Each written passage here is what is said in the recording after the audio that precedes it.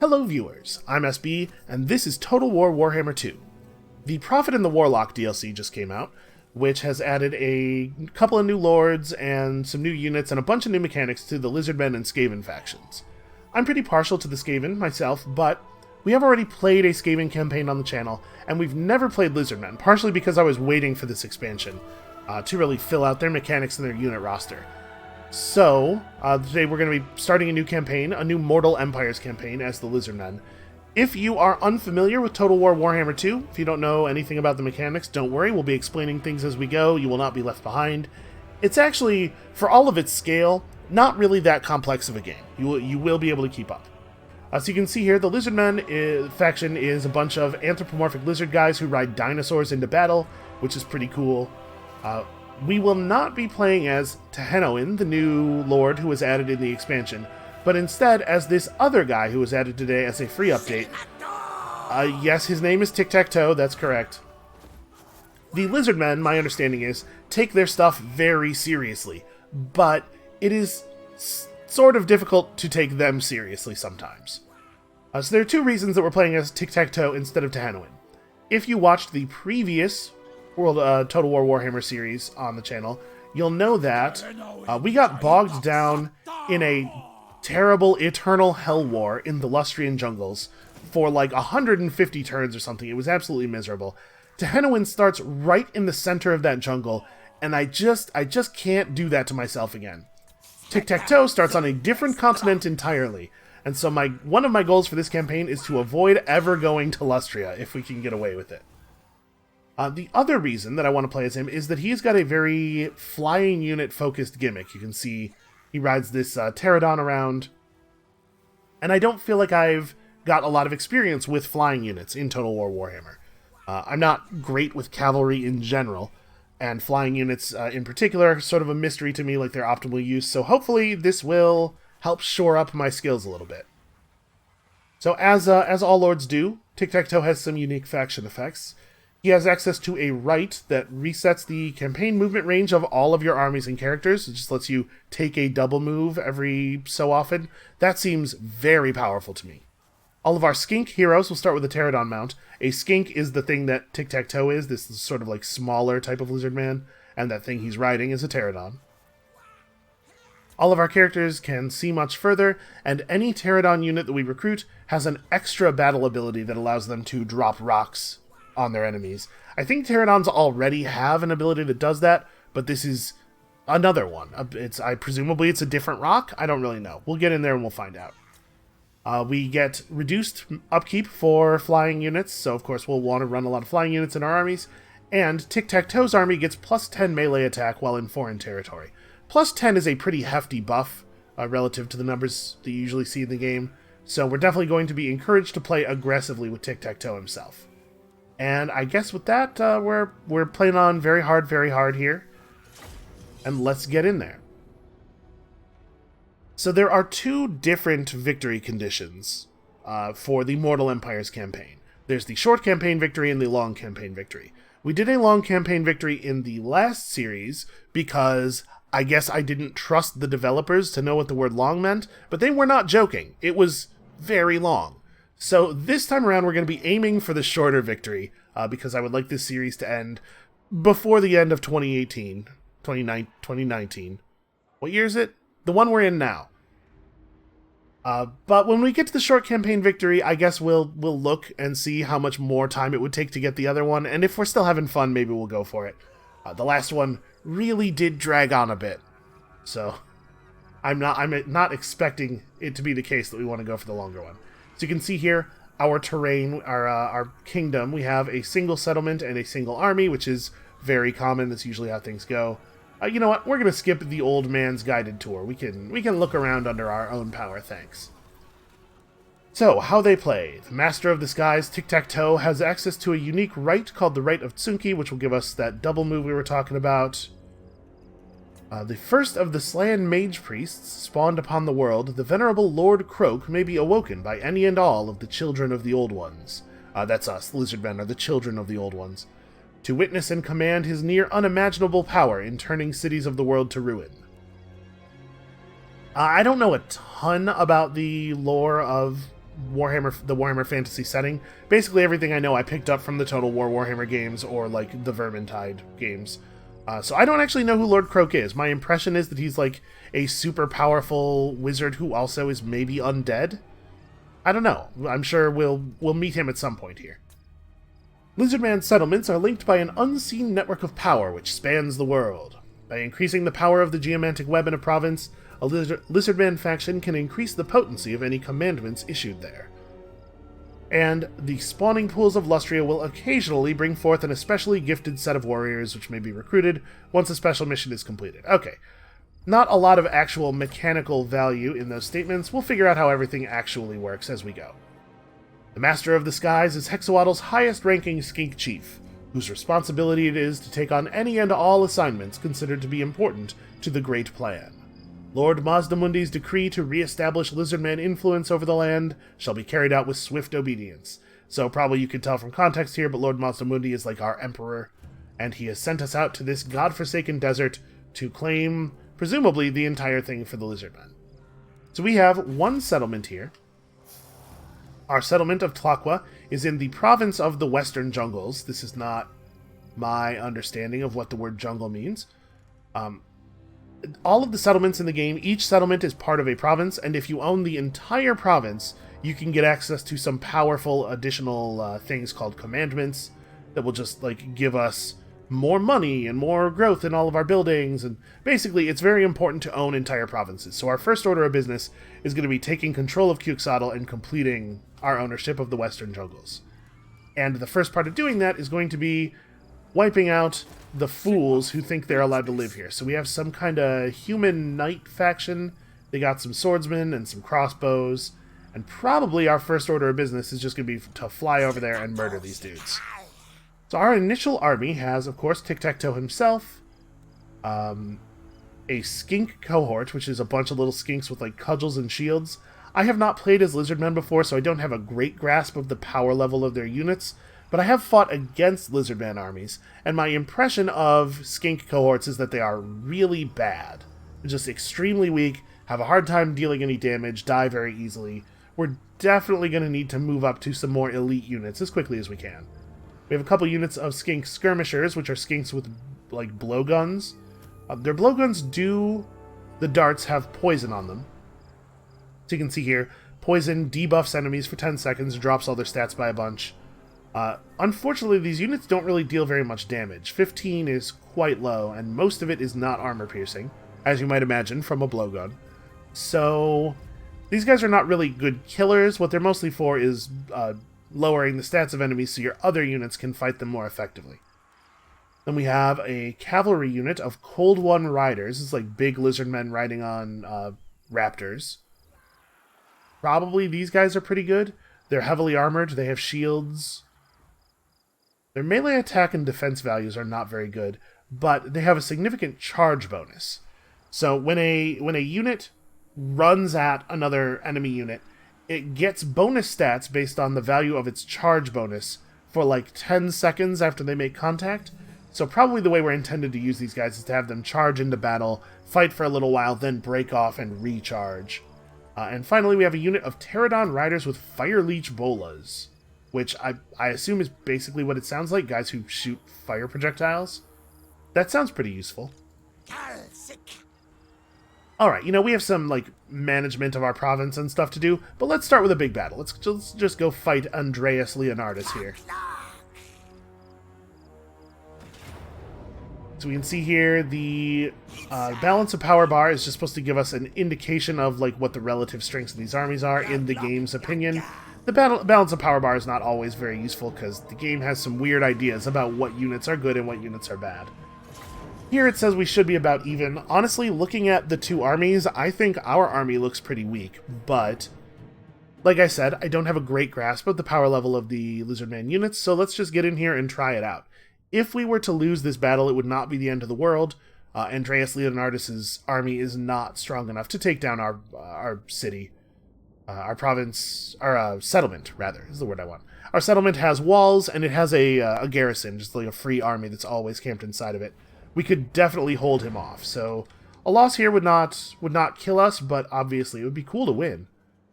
So you can see a couple of our units. We have this setup phase. There's a deployment zone for us, the big yellow rectangle, and a deployment zone for the enemies. You have to start all your units inside the deployment zone, and then the battle will begin in earnest. But you can see a bunch of our units have this vanguard deployment marker, which means we can deploy outside of our normal deployment zone, just not inside the big white area, so we can't start right on top of our enemies. We have flying units, and if we were to take out the enemy crossbows, our flying units would not actually be harmable by the enemy. We'd get to just fly around and shoot all kinds of garbage at them. So our first priority is probably to kill these crossbows, but I don't know exactly how we're going to do that. We can take advantage of the trees over here and stay hidden. Like, I think we definitely want our cavalry in the trees as far forward as possible, because my plan here is going to be to bait these guys into taking up positions that leave their archers exposed, and then we'll charge their archers with our awesome dinosaurs, and probably that will put an end to them pretty quickly. We're going to leave our other melee unit outside of the forest in full view so that the enemies will be drawn toward him, toward them. And then I don't really know what to do with the rest of these guys. Like the skirmishers, like I said, really their job is to shoot at enemies to make our melee troops more capable of defeating those enemies. So probably we want to wait until battle is joined a little bit and then have these guys show up and shoot our enemies in the back. And we will not be able to hide our flying units in the forest. They will know where our flying units are no matter where we put them. So I think let's take advantage of the vanguard deployment.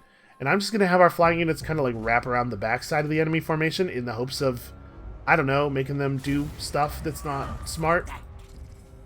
Let's see what they do. So you can see every unit has a couple of bars above its head. The red bar represents its health. The white bar represents its current leadership value, which is like morale.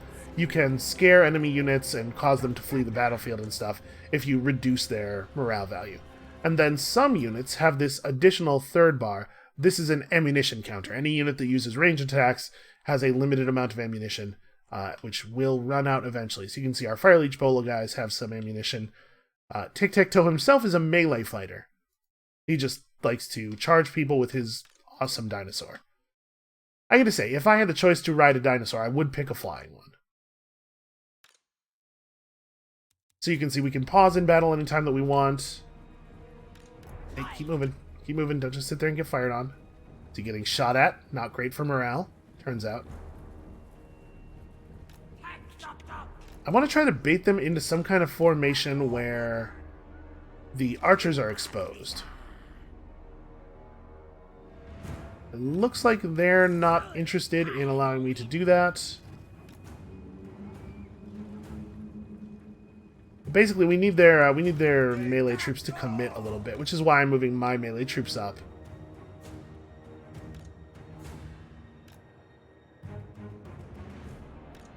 All right, you guys, we gotta present something for them to actually want to fight. Otherwise, they're never going to take up a position that allows us to murder all of them.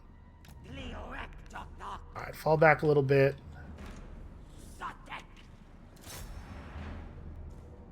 Okay, I mean, they're planting their feet, right? They're doing something. I am a little rusty. I haven't played Total War Warhammer since the last series that we did on it. So you can see they're trying to keep melee troops near their archers. Our skinks have shields and in theory should be able to weather some amount of ranged fire. But they are taking quite a bit of damage already.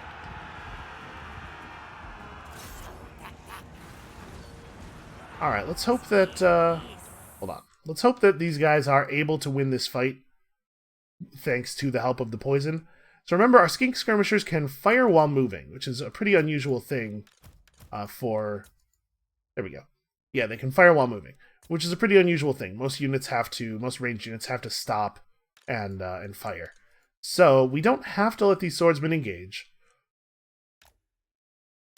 But I'm not 100% clear on how this works in terms of targeting. Like, we can issue the movement order, but I can't issue a movement order that's like move while continuing to shoot at these guys. So I guess they'll just pick their own targets while they run. You guys should probably also back up. There is there's a toggle here that we could turn on that would make our units automatically try to stay away from enemies. I don't like using it very much because in my experience, the units don't make great movement and positioning decisions when you let them drive. It's usually better for you, the player, to stay in charge. And I think we're going to have Tiktaq'to come over here and start dropping, well, to drop his one rock. Let's see about this cool rock attack that he has. So you can see the Fire Leech Bolas are disrupting the enemy ranged units. Let's see how good that is. Wow, that really did a number on them. Okay, they have committed their melee units in a way that leaves their archers open. So I guess we'll have the cold ones here charge those archers, and we'll have our other guys devote themselves to killing these archers. And you guys just have to keep running away. Never stop running away. This is actually pretty good for us. If the enemy melee troops can be led on a merry chase by our poison guys, then that lets us wipe out their ranged troops, and then we have a significant advantage in terms of mobility. The only thing that's keeping us from taking control of the battle with our cavalry and stuff is the fact that once committed to battle, we would suffer a lot from the many arrows that would be shot into us. These skinks are in a lot of trouble. They need to get out of there. You can see these Empire dudes have a significant size and training advantage. But as long as we keep shooting poison projectiles at our enemies, they will find it very difficult to keep up with us, because one of the stats that is reduced by the poison is movement speed. Alright, so this unit of archers has routed temporarily. You can see the little white flag. That means their leadership is so low that they don't want to keep fighting, and now they are trying to just flee the battlefield. If we leave them alone for a little while, they'll recover their nerve. So we really do want to keep on them. We'll let the cold ones continue to chase them down. See, now they have a little flag with a skull next to it. That means they are permanently broken. They will not recover. They are just done. They're going to flee the battlefield as fast as they can. The other archer unit is also getting pretty low. Definitely just going to keep giving these dudes the runaround. Yeah, our skink cohort is going to get absolutely murdered if they engage in direct combat anymore. Let's just keep running. I think we're going to be a very mobility-focused army until we can recruit some proper dinosaurs or something. So now that this crossbowman unit is permanently broken, we don't need to stay engaged with them. And I would love to not let the enemy lord just wallop us. So let's run away. Okay, you guys are still attacking those archers. And if it seems like I'm engaging in a very cowardly strategy, then congratulations, you're paying attention and correctly assessing the battlefield. The thing is, cowardice might be our best plan. So now that we've got the enemy ranged units mostly under control, the next thing we need to worry about is the difference between spears and swords. Swordsmen are generally, and this is not 100% of the time true, but it is broadly the case that swordsmen are better at fighting infantry units than spears are. But spearmen, can we get a unit card on this? Spearmen have this bonus versus large trait. So you can see here, when they attack, their weapon does 19 damage, plus 6 damage that ignores armor, plus 15 additional damage if their target is large. And for the purpose of this game, large means horse or larger. So any cavalry unit is large. Our pterodon riders are large. Our hero is considered a large entity. You can see here. And our cold ones, obviously, are large. So we have to be pretty careful with how we use these units. It would be really bad if we were to get directly attacked by the spears. In addition to bonus damage, the bonus versus large, or bonus versus X quality also increases the melee attack stat. So when they're fighting large things, they have 35 melee attack. Melee attack increases your chance of hitting. Basically, every time they do a little attack animation, there's a hidden dice roll behind the scenes. So, they're both more accurate and more damaging against large units, and we need to be wary of that. Charging sword units is pretty close to ideal. So we're going to want to try to use our cold ones to wipe out the remaining swords while we use the rest of our skinks to harass and slowly kill the spearmen. and of course take advantage of our superior speed. Empire captain type guys are pretty good at fighting. We definitely don't want them to get into our skinks. Alright, let's see a proper cavalry charge here. Yep, that's why you want to get that going. You can see being charged has really damaged their leadership. We can get our lord over here. He can help with this. Probably the Fire Leech Bolas can finish the job on those archers. We don't need to keep Tiktaq'to in there as well.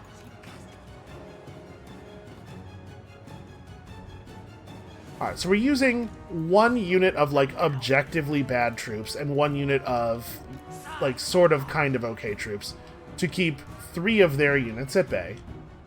We are absolutely going to kill these swordsmen, especially since our fleeing skirmishers can just shoot them in the back with poison. This is probably a good time to disengage and then re-engage to get that charge bonus refreshed. And Tiktaq'to will hold them in place. You can see the spearmen are sort of coming back into the battle, but they're thinking twice about it because they're very wounded.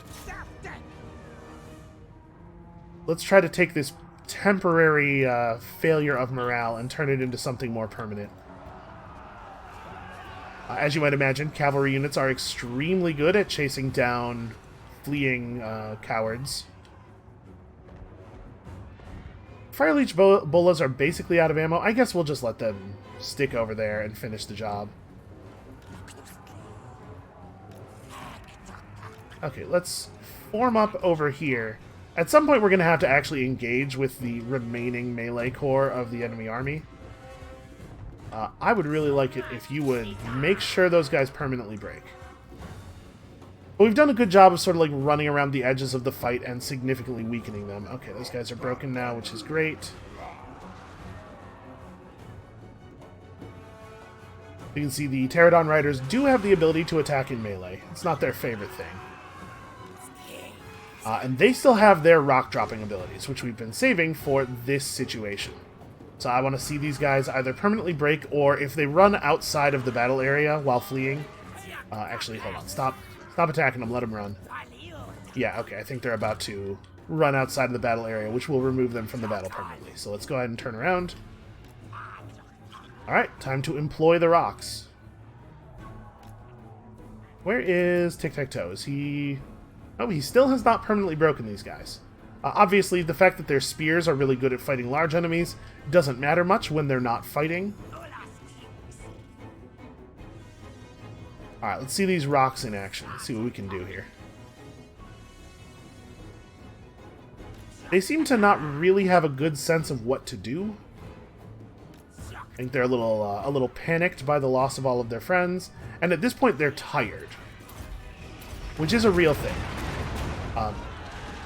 Wow, that was pretty good bombardment. The units have vigor. If we mouse over a flag for a moment here, you'll see that middle line says they're very tired. We've had them running for so long that they're really not ready to engage in combat. Their stats are reduced by their lack of vigor. I'm going to have Tiktaq'to back off a little bit here. They will try to run directly away from the nearest enemy unit, so I'm going to try to use him to herd them off the map. If he keeps attacking, you can see how he like swirls around in them and they keep changing directions. I would love to get these guys actually off of the map. Alright. At this point, I think we can turn on skirmish mode and just have these dudes play keep away. What I'm trying to get to happen here is I'm trying to get the spears to separate from the swords a little bit. We can get a good charge off on those swords and really do a lot of damage to them as long as the spearmen are not ready to support. Right, he has chased his enemies off. Oh, and they're coming right at us, like they think it's a good idea to fight us.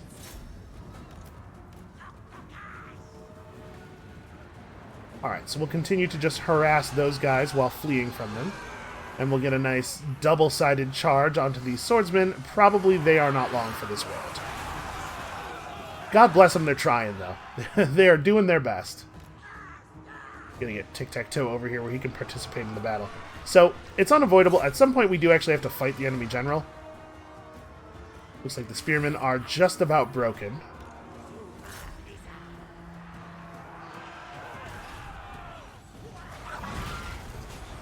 Alright, so their swordsmen have given up.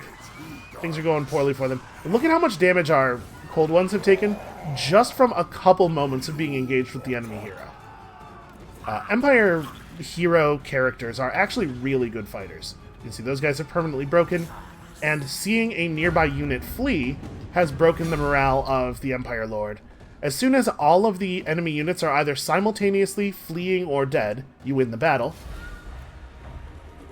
It was a close victory. We definitely suffered some serious casualties, but on the whole, that went very, very well for us. You can see not all of the enemies were actually wiped out.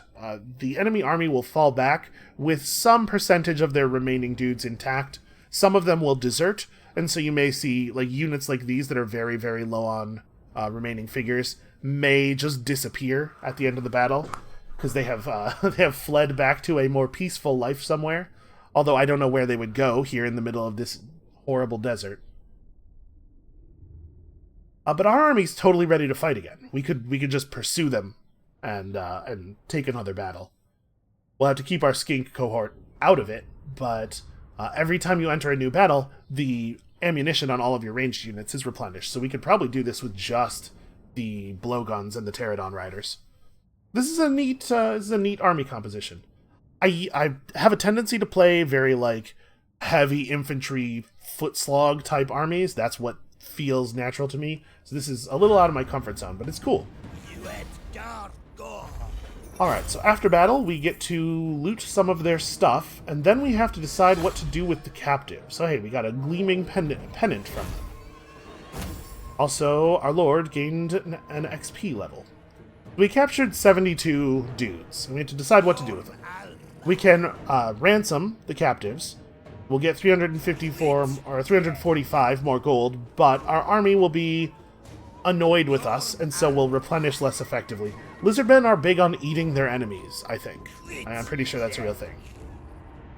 We can simply execute all the captives, which will increase our unit experience. All of our units will get a little bit of bonus XP for bashing captives to death. That doesn't seem like a thing that would give you experience, but okay. Or we could just eat them. We could just eat all of them. And you can see when we mouse over this, if you look at our unit health bars, when we mouse over this, you can see exactly what the replenishment effect will be.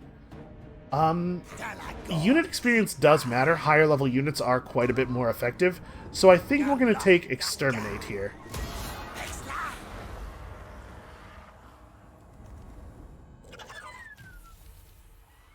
We've got ourselves a man-spawn sacrifice, who apparently we're just going to keep around and taunt. You are not part of the great plan, so your meager life is forfeit, except, actually, you get to survive. So Tiktaq'to gets +4 leadership when fighting armies of men, and we've got a pennant that we can equip on one of our units to make it more effective at battle. Unfortunately, when they fell back, they moved out of our movement range, so we cannot pursue them and fight them again this turn. The dotted line around the outside here is the amount of movement we get if we switched our army into march mode, which lets us move further, but you can't initiate battles in march mode, and if you get attacked, you can't retreat, and your army starts the battle tired, which is that's pretty bad. It's a pretty big loss. You can see we have a couple of other modes here. We'll worry about those later in the campaign. Hey, let's spend our level. So every time you level up, you get a skill point, and you get to spend that on one of your many, many skills. We'll have a more in-depth look at all of his skills later, but we're going to take Route Marcher first, because it gives you plus 10% campaign movement range, and it is objectively correct to take. I cannot imagine a situation where you wouldn't take Route Marcher as a character's first point. And then we have a couple of options. We can continue to move forward, just so that if they run, we can chase them more effectively, but what I want to do instead is fall back a little bit. You can see, once we're on our side of the line, our units replenish automatically. We're going to regain a little bit of health. Also, while we're standing in our territory, we have access to our local recruitment pool, so we can recruit military units based on the recruitment buildings that are present in our structure, or in our settlement. Let's go ahead and grab some more dudes. We have the ability to recruit pterodon riders, not with fire weapons, but still, you know, guys on pterodactyls with ranged weapons. Some skinks who can throw poisoned javelins, and some more of these cudgel and shield guys. Actually, the javelin skinks also have... Okay, this is what I wanted. The javelin skinks also have the shields. It seems like they're just strictly better. Yeah, they have all the same stats, but they also get to throw javelins at people.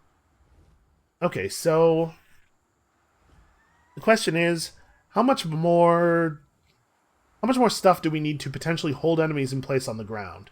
Because obviously I want to recruit more flyers. You can see here the initial cost you pay to recruit the unit, and then the cost you have to pay every turn for unit upkeep. Our flyers are actually quite cheap. They're cheaper than javelin skinks. They're just as cheap as the really bad skinks. So I definitely want to go with a lot of flyers, but we need to make sure we have enough units on the ground to hold the ground. And it is worth noting that these guys cannot throw their javelins while moving. They will have to actually stand in place to attack. So they're not quite as good at fighting as the skirmishers are. But I think we probably need a little bit more stuff to actually fight on the ground. Let's do this recruit. Okay, and then I think we're sort of done for the turn. You can see here we have 3,700 gold. I guess we have a settlement to manage. Let's talk about our settlement. You can see here, each settlement is made up of a number of building slots. One of those slots is the settlement building. In our case, the province capital, because this is the settlement building of the major settlement in the province. Each province has one major and then 0 to 3 minors. The settlement building determines how many of the building slots in that settlement you can actually use. You can see we can only use 2 because our settlement building is level 2, and it says right there on the left, grants 2 construction slots in this settlement. So one of the most important things we can do is upgrade this. We'll get access to another construction slot when we upgrade to level 3, and then another 2 slots on top of that when we upgrade to level 4. But we are prevented from doing so because we do not have enough population surplus to buy this upgrade. See, right now we have 0 population surplus. We accumulate population surplus through growth. Right now we're getting 20 growth per turn. When we hit 125 growth, we'll have 1 population surplus. So it's going to take forever for us to build up 2 points, especially because each point of population surplus you earn makes the next point more expensive. So I'm not really happy with this. We need to increase our growth value. There are a couple of ways we can do that. Once we take over Tiktaq'to, we'll get access to a commandment that will increase growth in the region. That's pretty great. But there are also growth buildings you can build, like farms and stuff. Unfortunately, to build one of those, we'd have to remove one of our recruitment buildings. So we have 2 options. We have the building that creates the flying units and the building that creates the skinks. This building can be upgraded. You can see it's got a whole train of upgrades here. Each building in a settlement is capped by the level of the settlement building. So you can see because this is level 2, we could only get up to level 2 in this chain. That's another reason that it's really important to upgrade your settlement buildings, because there's some cool stuff on the higher level buildings. For example, giant fire-breathing dinosaurs. I want those. I want those very badly, so we got to make that a priority. So I guess let's go ahead and upgrade this to level 2. Once it's level 2, we'll have access to red-crested skinks, which, okay, wield giant poisoned axes. That seems pretty alright. And also we'll gain access to, we'll get to hire more skink skirmishers, and we'll gain access to our first hero. We'll talk about heroes when that happens. Yeah, alright. We'll spend 2,000 gold upgrading this building.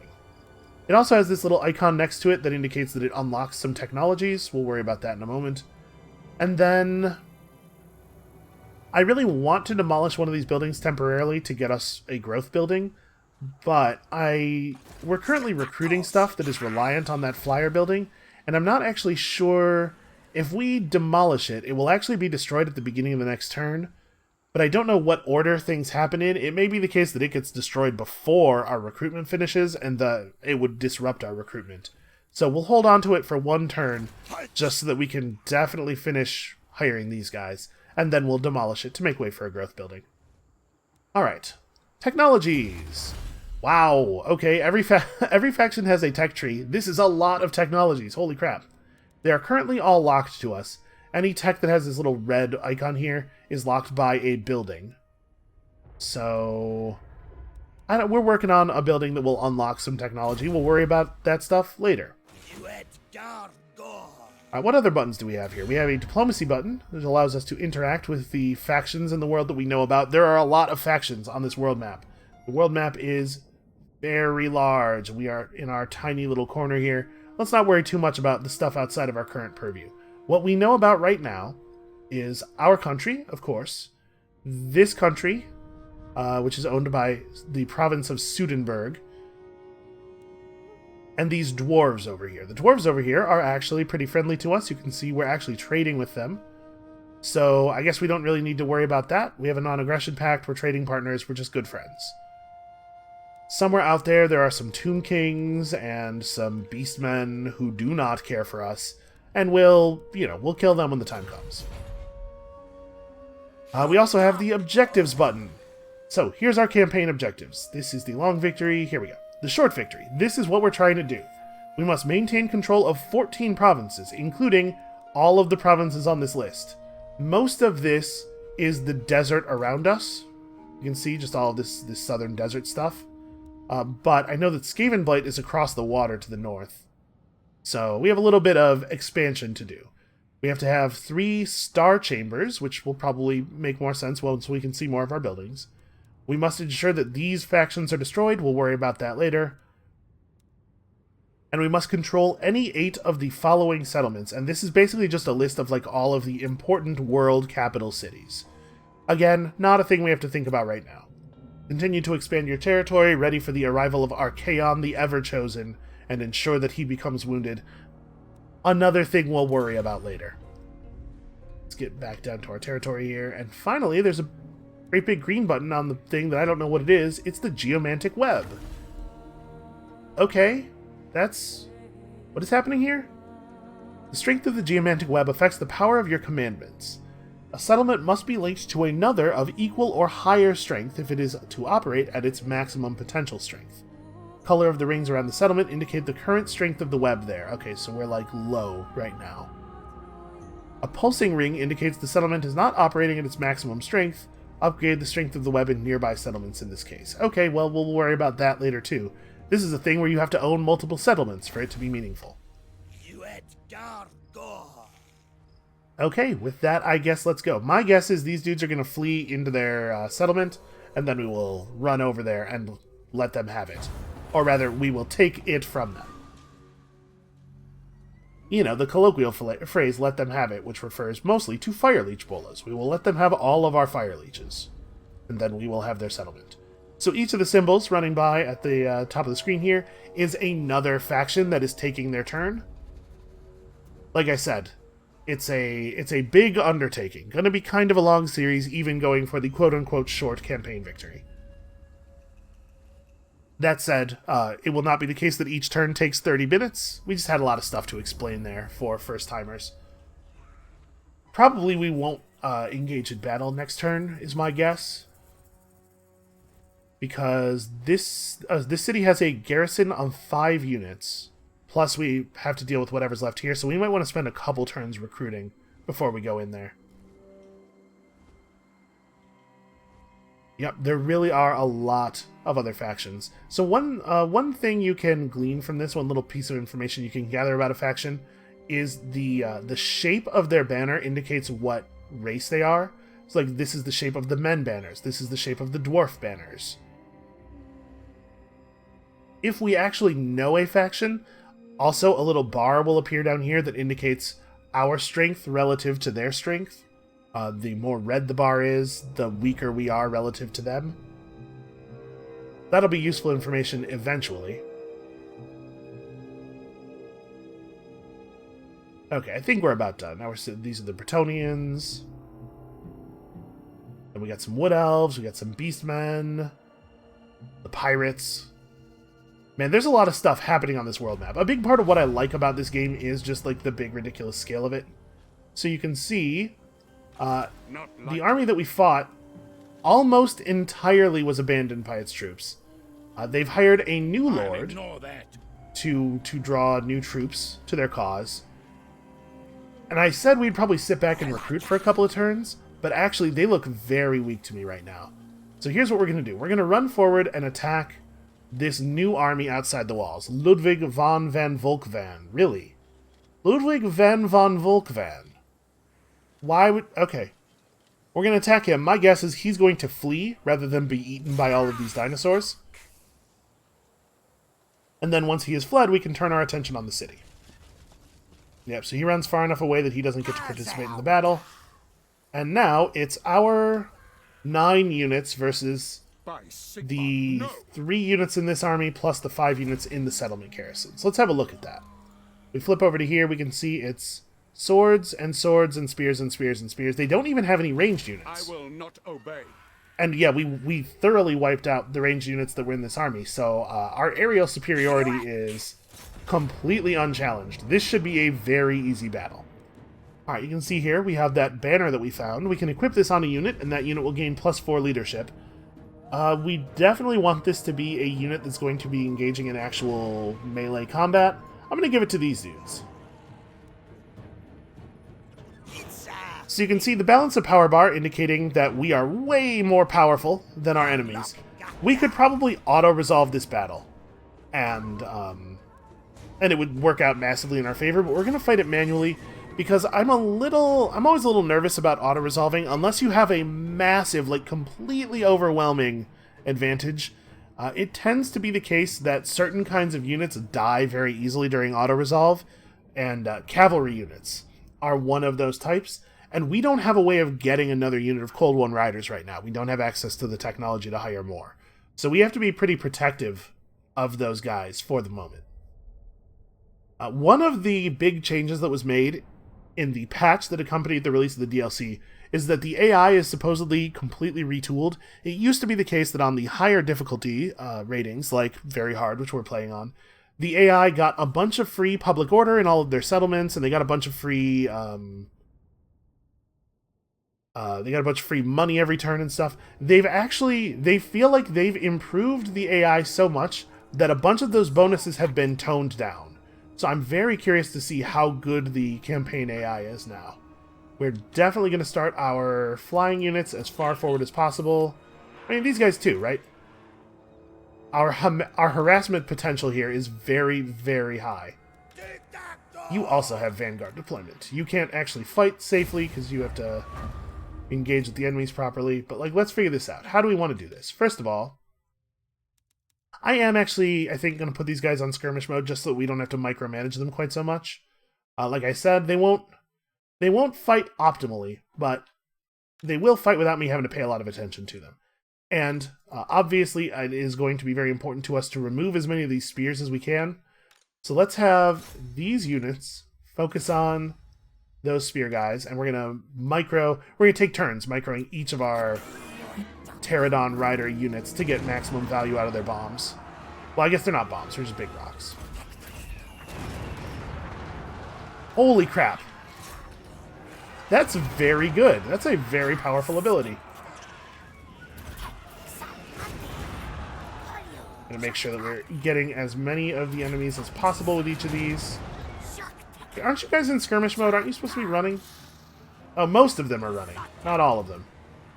Alright, well, fall back more effectively. Okay, these are the guys who still have their bombs? Yeah. This is what I was talking about. You cannot trust skirmish mode. It just doesn't behave the way you are expecting it to sometimes. Okay, so that unit of spears is mostly wiped out. Let's focus our remaining bolas on weakening the rest of the spears, and Tic-Tac-Toe still has 1 rock left for us to throw. See the javelins coming out.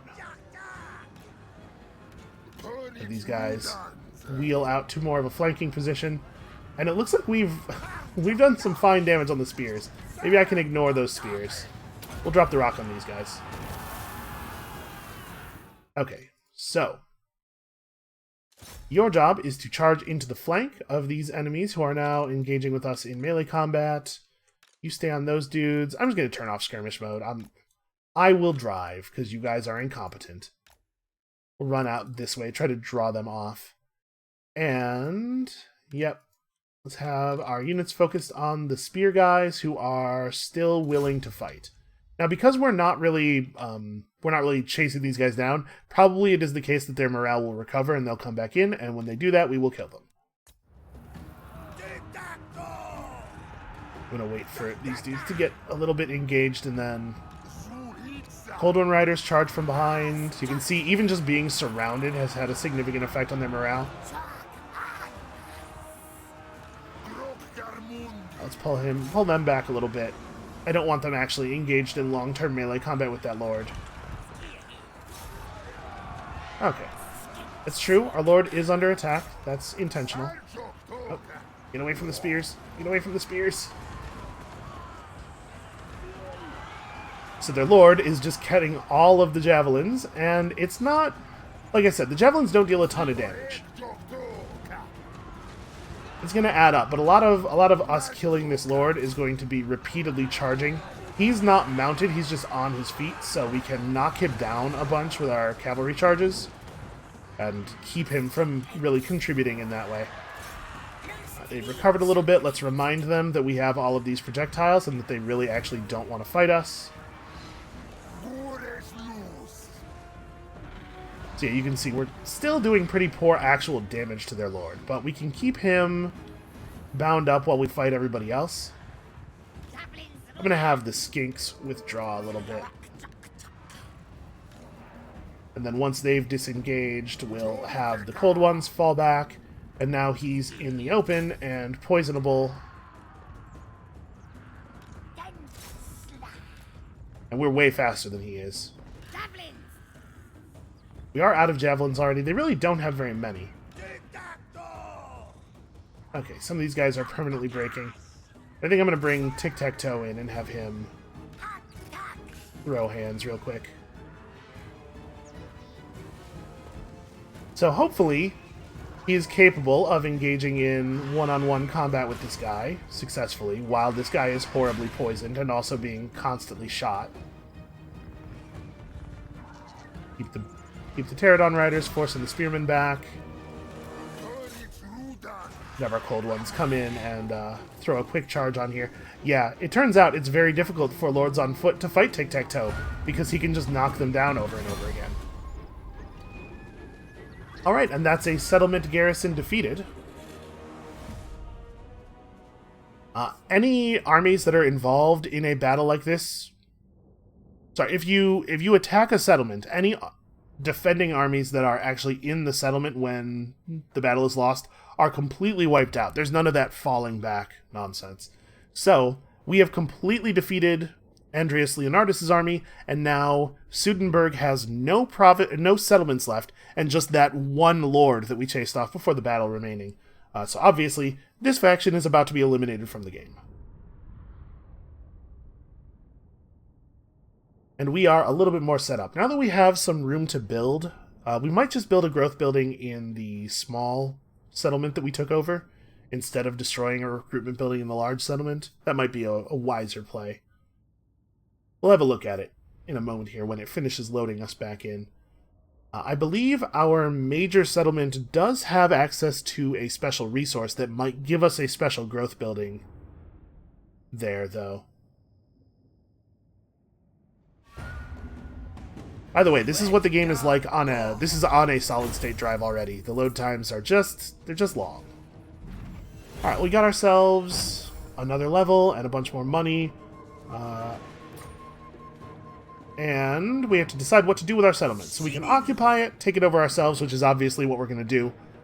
But we could also loot it and then occupy it. This would result in us getting a little bit more money, and it would result in some free replenishment for our units.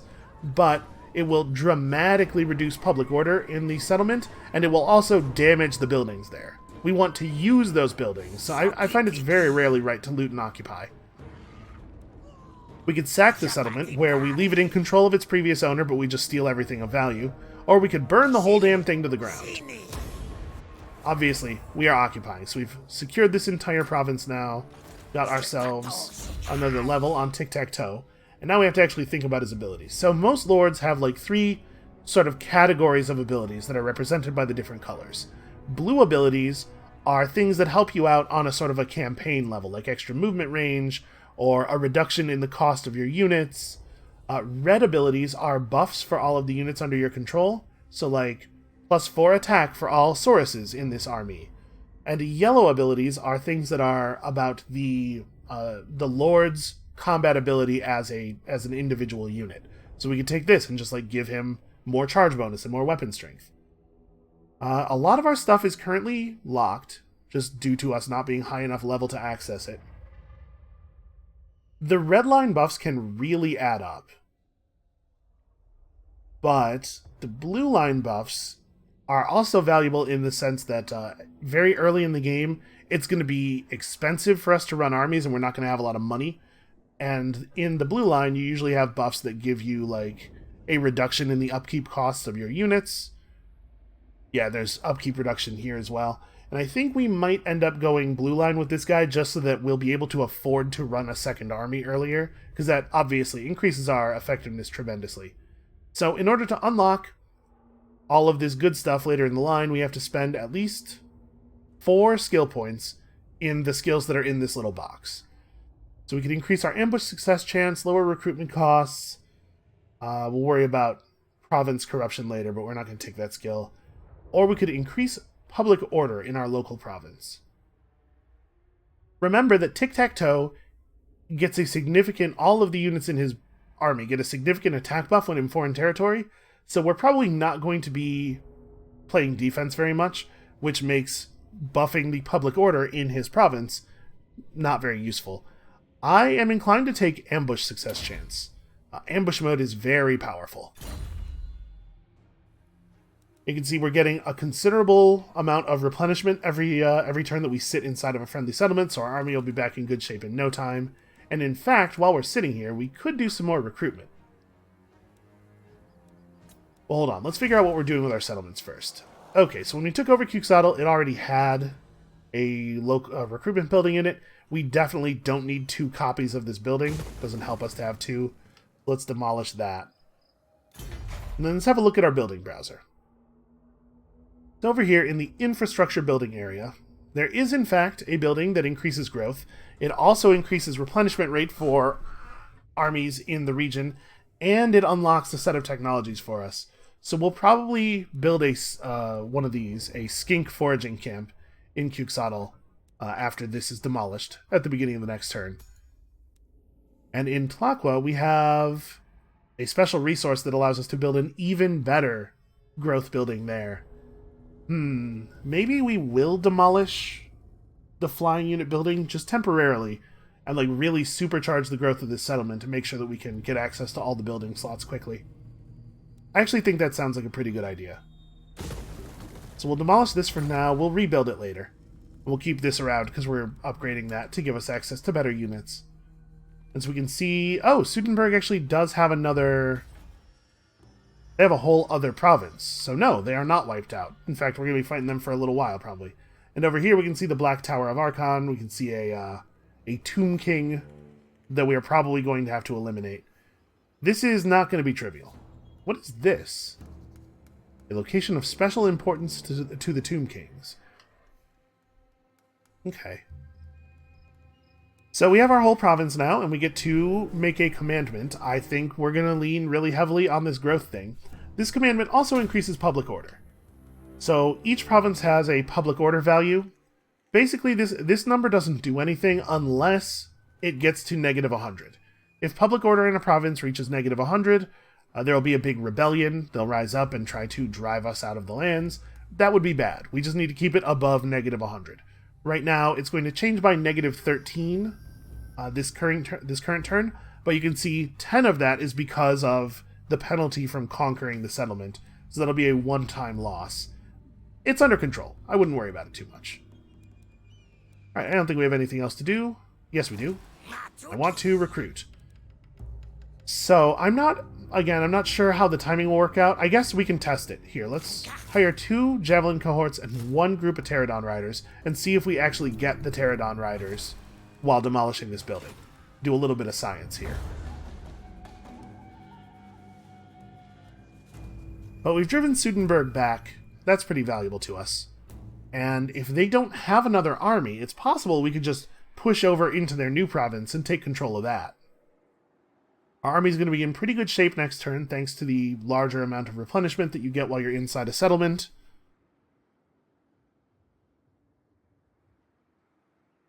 But because of the fact that they had more than 1 province worth of resources, it's entirely possible that somewhere out to the east, they have another army.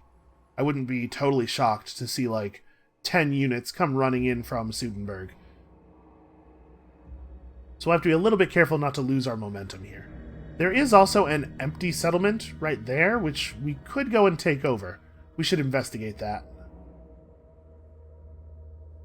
Like I was saying, it's really important to make sure that you conquer entire provinces where possible, so we'll have to see what province that settlement is part of. Ooh, if we took Sudenburg, we'd have a port. Ports are very useful for the purpose of trade. You can get a trade contract going with any other faction who where you can draw a line from their capital to your capital over either land that is owned by either one of you, or from port to port if you both own a port. So owning a port would very much increase our ability to make money off of other players without having to do a whole lot, which is my favorite kind of money. So some wars were declared. The Blooded Axe tribe of Beastmen has shown up and is just getting into trouble with everybody. They did declare war on a faction that's right next to us, so we're going to keep an eye on that. If the Beastmen start taking over, we're definitely going to want to intercede, because we don't want a big, powerful Beastmen horde right on our border.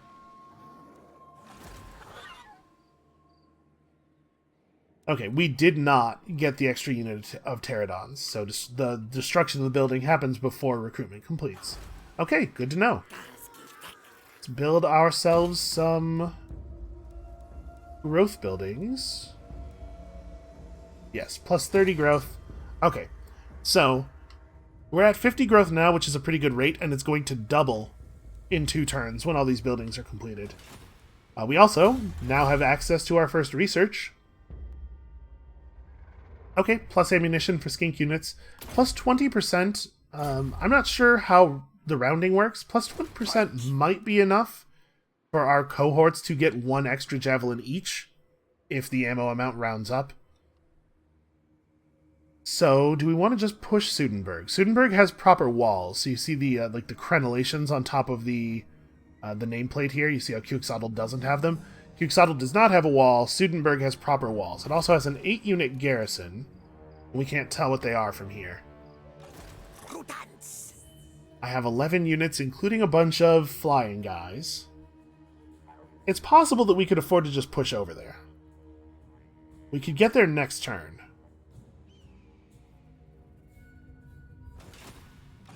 Let's talk about army modes. So we can go into march mode and run super fast, right? But we don't really want to do that if there's any danger of us being attacked. We have some other options, though. We can use encampment mode as long as we haven't spent more than 50% of our movement for the turn, and that lets us replenish a little bit as though we were in friendly territory, and also lets us recruit units from our global recruitment pool. We can also channel to increase our Winds of Magic power reserve. That's only relevant if you have spellcasters, which we do not. And we can enter the Astromancy stance, which reduces our movement range by 25%, lets us have Vanguard deployment on some of our units, and increases our chances of avoiding being ambushed. That's interesting. So we definitely don't want to use any of those. I think we just walk into their territory, right? Although, we could stay on our side of the line here and do another turn of recruitment.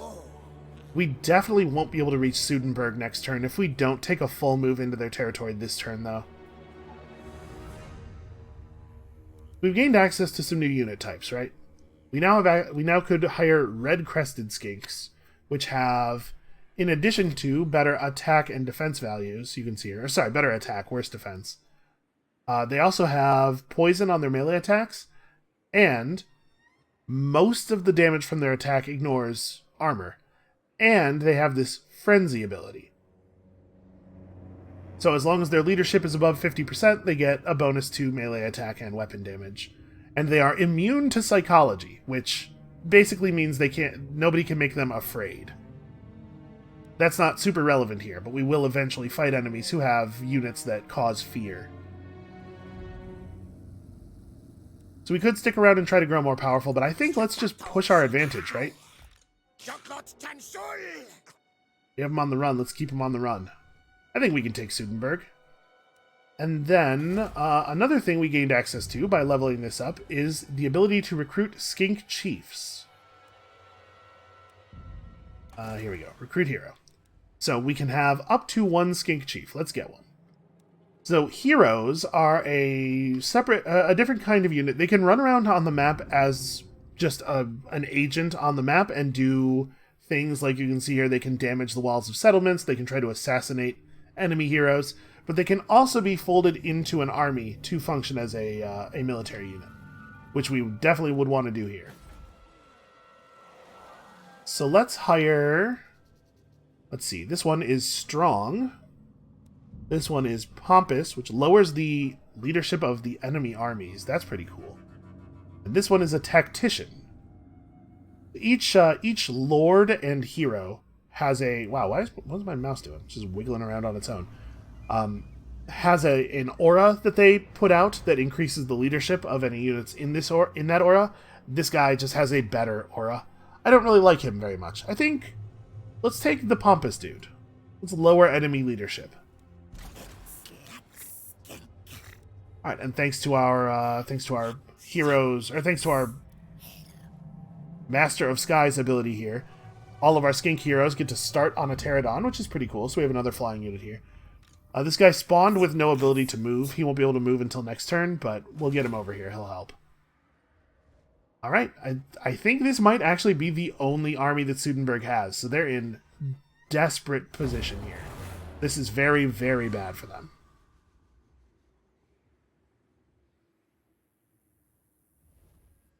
I think we're going to be able to take Sudenburg like in a couple of turns. We can get right up to the walls next turn, but we won't be able to attack immediately. And we'll talk about that when we get over there.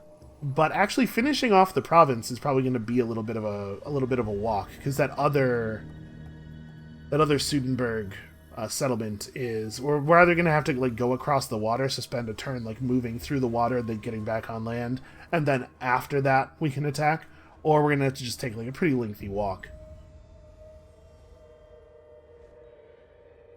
I'm always a little nervous about getting in the water, because for a long time you couldn't manually fight battles in the water. They were all automatically auto-resolved. That's not the case anymore. I have to remember that we do get to properly fight in the water. And in fact, skinks are really good at fighting in the water. When I've moused over them a couple of times, you may have noticed they have the aquatic trait. Moving through water lowers the stats of most units. You know, it's slow and your armor's heavy and it tires you out. But units that have the aquatic trait are actually faster and more effective in water. So if we end up fighting like a Sudenburg army out on the ocean, it'd be pretty good for us. I will fight them on the coast near the ocean. You'll understand. When we get in our first water battle, you'll see it's a little bit of a weird system. Unfortunately, I'm pretty sure that our hero is not going to have the movement range necessary to make it all the way to the walls.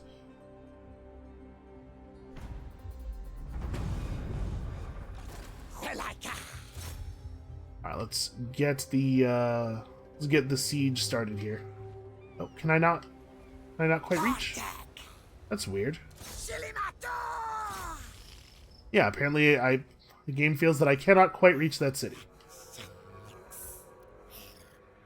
Alright, so the hero will join up next turn. That's a little bit inconvenient, and you can see he is in encampment mode. He is currently recruiting units, so he's going to try to drive us off. They do have another army going. Already putting together a force at the Plain of Tuskers. I guess they feel they're not going to be able to hold Sudenburg. Alright, and we don't really have anything else to do this turn. Our technology is... Our skink technologists, I guess, we have scientists, are plinking away at the ability to carry more ammunition. So you can see our public order is still -3. We're still losing public order, but we're losing it slowly enough that it would be an awfully long time before we actually have a rebellion. And we'll be able to build some buildings to increase public order long before that happens.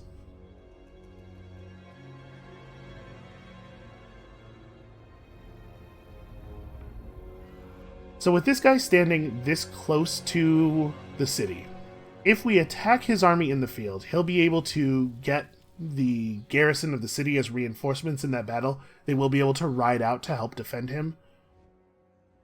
That would actually be ideal for us to fight them on an open field without them having the ability to hide behind their walls. So I suspect they won't do it. But we'll attack him. My guess is we'll attack him. He'll run away like he did the first time. And then we'll hit the walls of Sudenburg afterward. I was really hoping that we were going to be able to put them under siege this turn. I thought we were going to have enough movement. Apparently, what we needed to do was use March mode last turn to give ourselves a little bit of extra distance. Ah well, it's not ideal, but I suspect we'll be okay. So you can see these Tomb Kings are, they're watching all of this conflict happen on their border, and they've filled up this entire army. The little bar next to an army's banner indicates how many units are in the army. Armies can have up to 20 units, so their full bar indicates that that is a 20-unit army. Ours is a little over half full because we have 11. Alright, you can join up here, replenish. And he didn't actually finish recruiting anything. When you use the local recruitment pool, you, as you saw with our own troops, you get the units the next turn. If you use the global recruitment pool, it takes longer. So I'm wondering, it might be the case that Sudenburg doesn't... No, it totally does have a recruitment building. Huh. Okay, well, he's incompetent, basically. He's just not good at recruiting units, it turns out. Alright, let's attack him. We'll drive him off. And him running away interrupts his recruitment, because it's a thing you have to stay stationary for. So now he's going to have to start that 2-turn recruit all over again. Alright, you can see here, we are not allowed to attack the city straight up. The city has 2 crossbow units, some spearmen with shields, and some swords. Okay. In order to attack the city, we have to be able to breach the walls somehow. It is possible for us to just bring units that are capable of doing that, like catapults or something. If you don't bring units that are capable of doing that, you have to build some siege equipment. So let's build a battering ram, and then we'll just have at them next turn. So yeah, continue siege. I think we should be able to handle this. And their other army, which actually is building up, is not going to be ready to stop us. They're not going to be able to get over here in time, I don't think. Well, you know what? Actually, it might be the case that they could move through the port. We have the city under siege, but that prevents people from entering it from land. They might be able to just sail across. This actually might not work out the way we want. Alright, and you can see, due to all of this growth, we're accumulating population surplus rapidly, and we have the ability to upgrade this to level 2 with our 1 point of population surplus. But I would much rather upgrade the main settlement building so that we can upgrade this to get access to some new units, and also so that we can build other buildings that we can upgrade above level 3. The minor settlements can only go up to level 3, while the major settlement in each province can go up to level 5. And there are a bunch of buildings that need to get above level 3 to gain access to their best stuff. We do have the money to increase the level of the livestock pen. An extra 10 growth per turn. Yeah, you know what? We're not hurting for gold. We can afford to do that. They're not going to do the settlement upgrade. Alright, let's see what they do here. If they don't sail across to Sudenburg, we attack Sudenburg on our turn. If they do sail across, then we're going to have to come up with a plan to bait them out of the city. It's possible that just falling back a little bit and then going into ambush mode will have them thinking that we've fallen all the way back to our city because we're so terrified of their impressive military might. And then they might try to give chase and get caught out. And at this point, if we were to destroy this army, we would, like, this province is ours. There's no way they could draft a new army fast enough to stop us. Unfortunately, it is a little bit tricky to set an ambush in the desert. Each different type of terrain has a different base success chance for ambushes. They're more likely to function in, like, mountains or heavily forested areas, you know, a place where you could reasonably hide. Out here in the endless flat dunes, I guess dunes aren't flat, but you know, flat-ish. Flat enough. It's pretty hard to mount a successful ambush. Boy, what is he doing? Oh, maybe he thinks he's going to go take El Kalabad. I guess that would be fine, then we would just go take it from him. Okay, so it looks like they're not going to try to defend Sudenburg. I should note, it's not going to be totally trivial to take it. It is always the case that a settlement with walls does grant a pretty significant bonus to the defenders, and they'll have towers and stuff to shoot ranged attacks at us, so our flying units will not be quite as unchallenged as they have been in the past. Also, it'll be really hard for us to put our cold ones to use, because raptors, mounted units, can't climb walls very effectively. But I think we'd best go for it. If we could take control of Sudenburg, it would be very difficult for them to survive. So now that we have at least one siege thing built, we can go after them. Let's do it. Do we want to move the gleaming banner on, or the gleaming pennant onto somebody else? Probably not. Let's see. This guy he is a missile specialist. He has a very powerful missile attack. So heroes are just very strong units. You can see, actually, he causes fear, too. So the leadership of the enemy soldiers will be reduced when he's nearby, and he's got a big rock to drop on people. Yeah, you know what? I'm fairly confident we'll be able to do this. Oh man, if they man the walls heavily, a bunch of infantry units spread out over a wall is kind of the perfect shape for us to drop rocks on.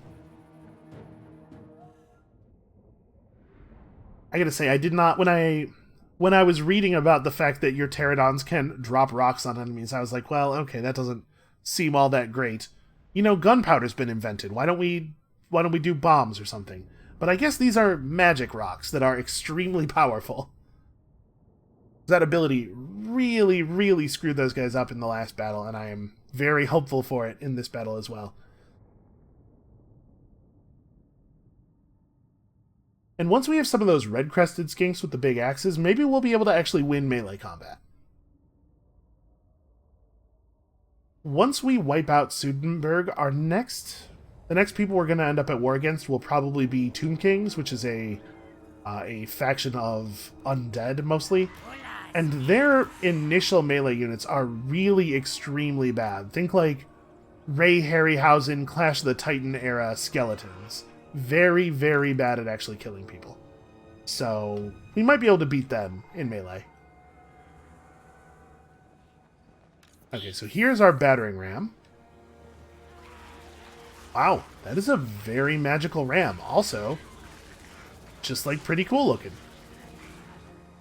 So it would be cool if we managed to get the battering ram up to the enemy walls. So I think we're gonna set the ram here, because this is the gate that we would have to travel the shortest distance to get to. If it gets destroyed, it's actually not the end of the world.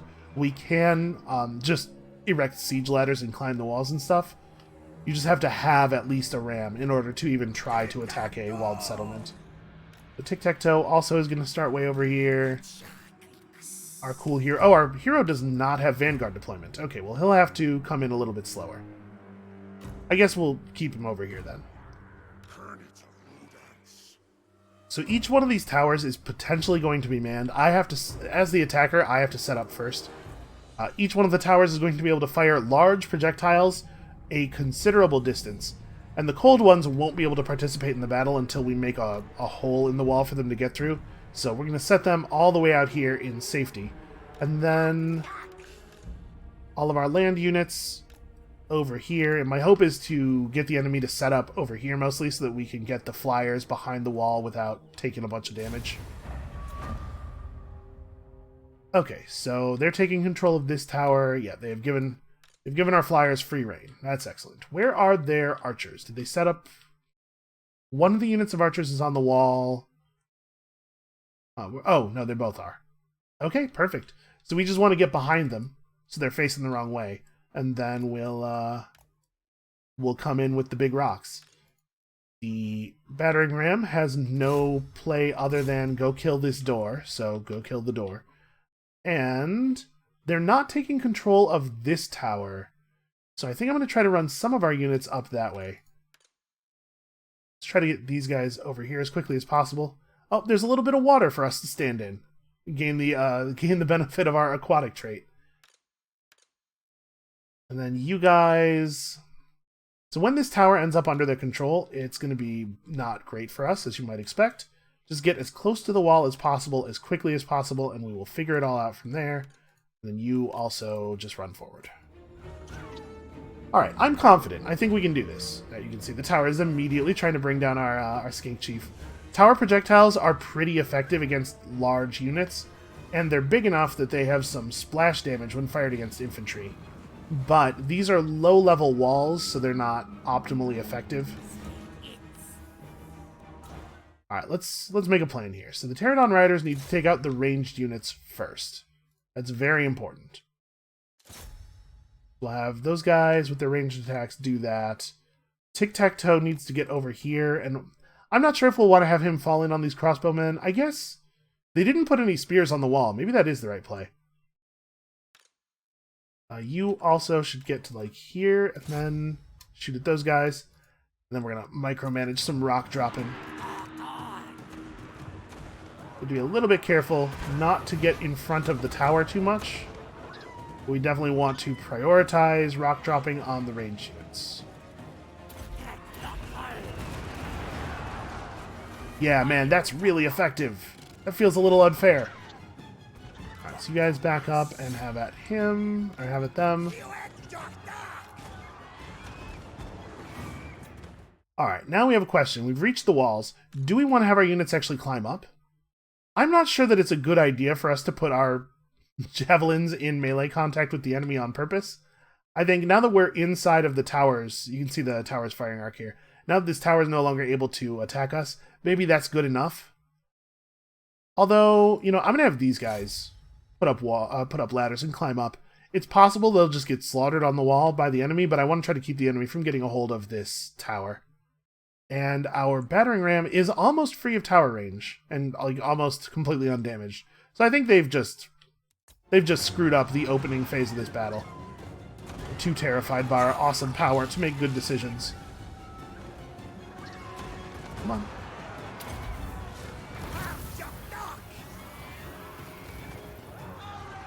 Okay, so who's next on big rock duty? You have your big rocks left. Let's go drop some bombs on these guys. Because these guys are going to be the next big threat to our ram, right? Actually, hold on. Come over here. I want to attack from directly behind them. Because of the way that we spread out.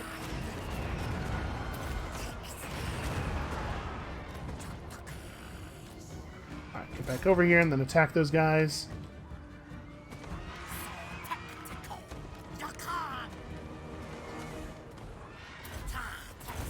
Okay. Oh, we really didn't get much damage on that. Okay, their ranged units are mostly dead. I think we are going to be successful in getting our ram into fighting position here. Obviously, the ram is heavy, and the only people we have to push it are skink. Oh, they don't actually have to push it, it levitates. They figured out some kind of maglev thing. Let's see our guys throwing javelins up there, trying desperately to hit the archers. They could probably just let the Pterodon Riders handle it. It seems to be mostly under control. The javelin skinks are fighting a couple of these archers in melee combat. Alright, good job. So we have control of this tower. This would be an okay time to bring in the cold ones. Now that we know they're not going to get shot down as they approach. Let's try to see this ram in action a little bit. Can we actually see it moving? Yep, it's just all psychic magic. That's pretty good. Now that our javelin guys have the wall, they can just fire down onto the enemies. Let's have Tiktaq'to get over there and finish these dudes off. You guys can start firing on the spears, I guess? Let's kill some of these spearmen, so that when we do charge through the gate, we can... when we have the opportunity to charge through the gate, we can do so safely. I'm not necessarily going to run through the gate right at this moment. We still have rocks, right? Somebody still has rocks. No, okay, I did use them all. Oh, I didn't use this guy's rock.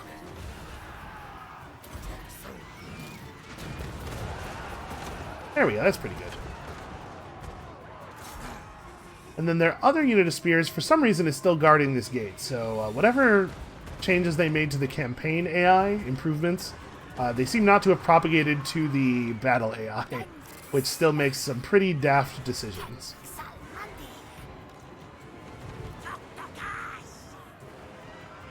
Alright, well, I do believe we've won this battle without actually having to take any damage at all.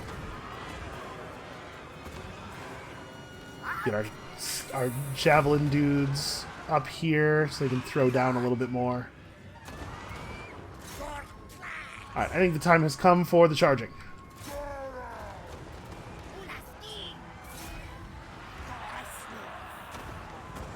Get our all of our blowpipes through here.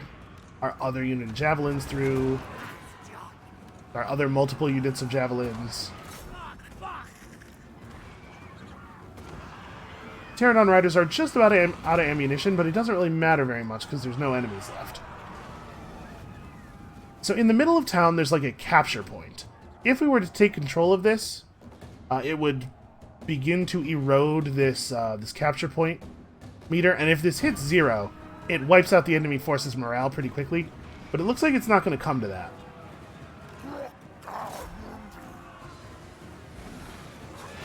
You can see this here is the faction, or the unit that counts as the leader of the garrison. When you eliminate an enemy commander from battle, it really, really damages enemy morale, as you might imagine. So let's get all of our poison dudes in position, and then... Wow, Tiktaq'to is actually not that good of a melee combatant. He is straight up losing. Have you guys fall back so that the guys with the blowguns have the ability to open fire. And then we will rejoin melee combat in a moment here. I will say that I don't think our army composition is super great for fighting in these like crowded streets. A nice open field is a much better match for our capabilities. Okay. That should be enough poison. Nobody likes to get charged by dinosaurs, it turns out. You guys can go ahead and come in with the melee attacks. Our Pterodon riders are not very good melee fighters, but charging enemies in the back is a really good way of reducing their morale, and almost never results in you actually getting hit yourself.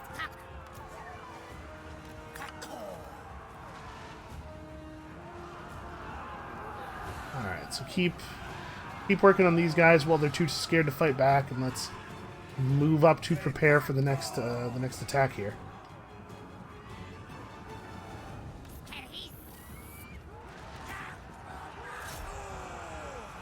These swordsmen are much better melee combatants than our skinks are, but we'll just poison them up. Wow, why did they stop charging? I thought they were going to land right on top of us. Yeah, Tiktaq'to plus a huge amount of poison should be sufficient to get the job done here. We'll get our skink hero in. This one unit of swordsmen that was standing back and waiting for us to eventually break through has finally decided they want to join the battle. Where are my Cold One Riders? Are they still killing stuff? Yeah, okay, there's still stuff that needs killing. Also, at some point I ordered these guys to get inside the wall, and they've just been sort of wandering around aimlessly ever since. Yes, go through the gate. I feel like I shouldn't have to tell you to go through the gate. It seems like they're afraid to come through the street. I mean, like, we still have some ammo on these blowpipe units. Here, stay focused on those guys. You can see our skink hero with the ranged attack, unfortunately, does not have the ability to hit very many units per attack. He's like throwing a single javelin down. So that high damage value you saw on him, it's kind of like... It seems to be killing one figure per attack, but there's a significant amount of overkill there, and it's not really getting anything else done. It's just killing one figure per attack very, very slowly. We gotta wait for the rest of our units to move up. Okay. So we finally broke those guys all the way. Let's have the cold ones get into a flanking position.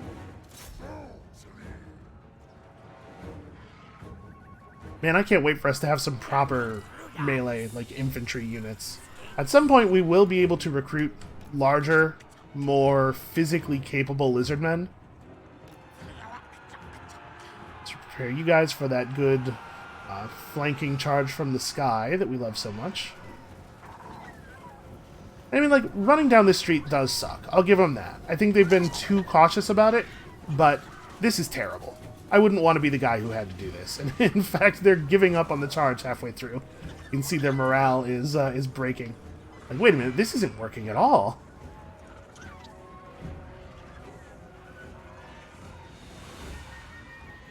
Alright, as soon as the cold ones get in here, we will drop from the skies and finish the job.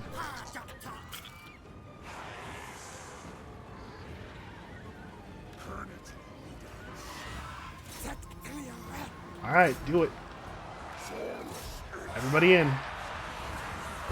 Yeah, and the moment the dinosaurs start falling out of the sky, all of a sudden they're like, you know what, maybe we should surrender. Maybe this would be a good time to give up. Alright, the balance of power bar at the beginning of the battle had no faith in us at all, but this right here, this is what you want to see.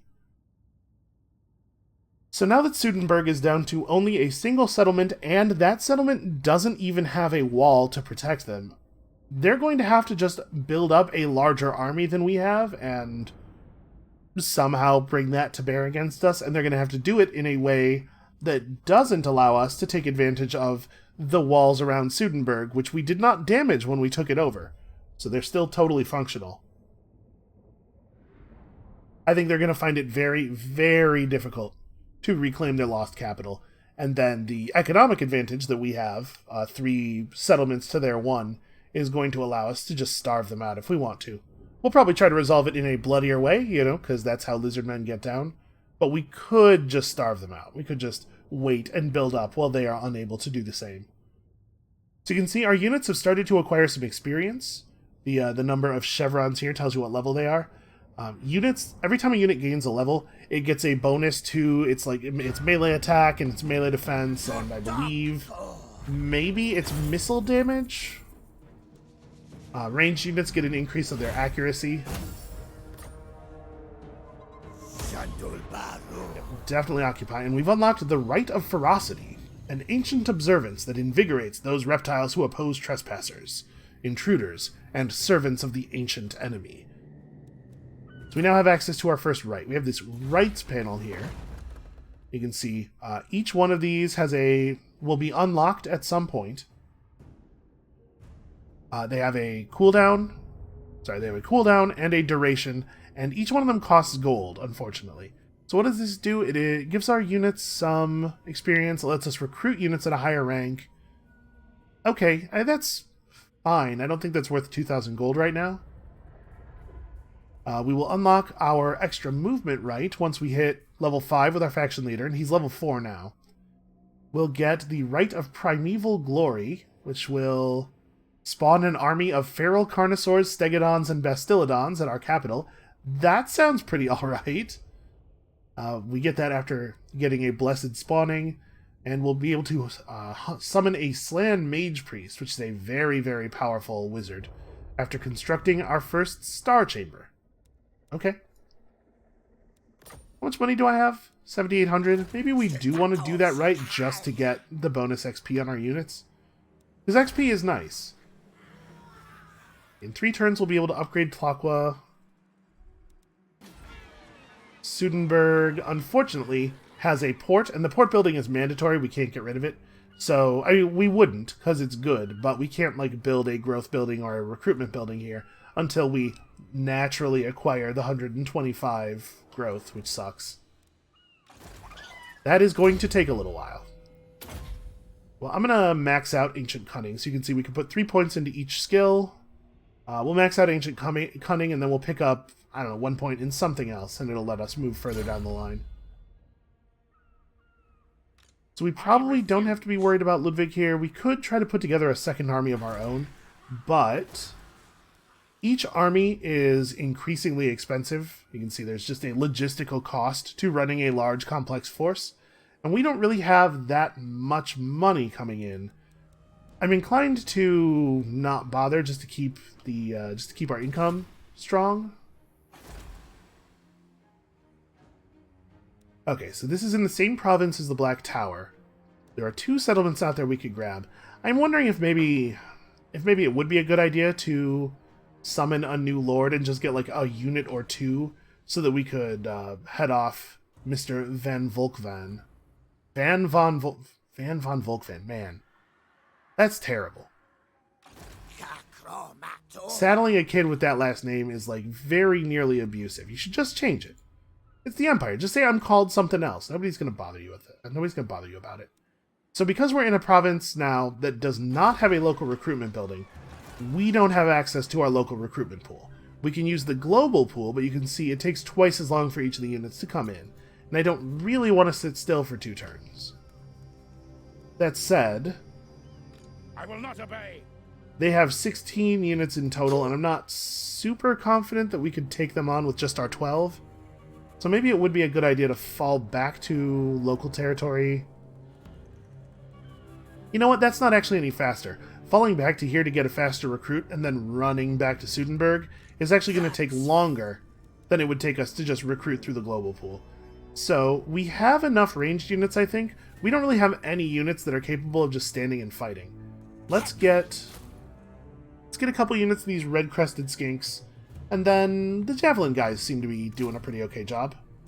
So we'll just have our main army chill out here for 2 turns while we build up. You know what? If we're going to do this, let's go ahead and run that right. So, plus 80 experience per turn, this will help level up our existing units, and by performing this, we'll be able to hire in these new guys at a higher rank. So they'll come in with some bonus stats, you can see. Maybe I'll regret spending all that money at some point in the future.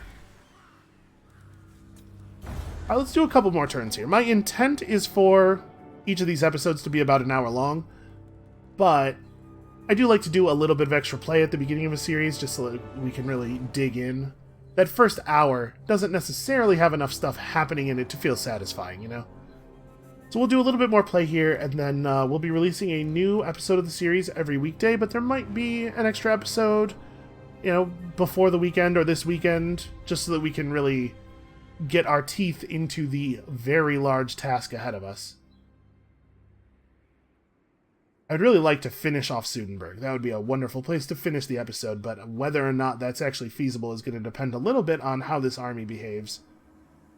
Notice this army is not in the mustering stance anymore like we are, so they're not actually recruiting more units. It may be the case that they don't have enough money to afford anything else.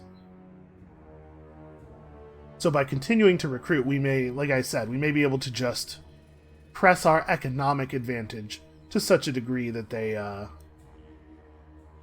completely hopeless. And I don't know what the hell Ludwig's doing. He's just running off into the desert to die, I guess. You know, he's allowed to. I suppose it saves me the trouble. Once we get a little bit further into the game, I'll just warn you now, in case you're not familiar, the enemy turn cycle will get longer and longer. The AI makes its decisions pretty quickly for each individual faction when that faction has very little to do. But as the game goes on and the number of factions reduces, but the existing factions are each larger and more complex, we will see the enemy turn cycle get kind of long. Slog is too strong of a word, but it does become... the pace slows a little. Oh hey, we did it. We did in fact occupy, loot, raise, or sack 2 settlements. So, we completed the first chapter of objectives. You can see here, in addition to the main objective of doing stuff to settlements, there are a number of bonus objectives for each chapter. We didn't even look at our bonus objectives, but apparently we completed one of them, and so we get 1,000 bonus gold here. And we've got our Tablet of the Skinks researched. Now, Lustria and the Southlands lie largely in ruin by cause of the Great Catastrophe. In the times that followed, warm-blooded men and beasts settled upon the continents. They have no right to the sacred lands they occupy. They must be expelled. So it's good. It's the main chapter objective is always going to be occupy, loot, raise, or sack even more settlements. And we should actually have a look at, like, what are the bonus objectives? have a spawn pool of the Chosen, win 8 battles, get a hero to level 10. So none of it's like super complicated stuff. Make a lot of flying units. Complete 2 of the following missions. Complete 2 missions. Alright, well, I'll see what I can do. Alright, so we're still recruiting. Our Skink Chief leveled up. So he has some yellow line stuff for improving his personal combat ability, and then he has some blue line stuff to increase his other effects. So each hero has one ability that they can use on settlements, one ability that they can use on enemy characters, and then one ability that they can use against enemy armies. And in addition to that, a passive effect and another passive effect for when they are embedded in an army. So you can see this guy is increasing the rate at which our troops replenish, and we could spend a skill point to make that even stronger. But I think I'm just going to improve him as a fighter. We're going to be reliant on this hero to get a lot of killing done. Obviously, increasing his melee defense and melee attack is not super great, but we have to get this before we can get access to, like, more missile damage, which totally does matter. Okay, he already has poison on his ranged attacks, but he can eventually get it on his melee attacks as well. And he could get off of his flying mount onto a ground mount, at which point I guess his melee attack would be more relevant. We'll see about that. It's hard for me to imagine that it's right to take him off the flying mount, but a giant dinosaur is a thing I would like to have in the army. Alright, so we still got 2 turns left until that is, until Tiktaq'to is upgradable.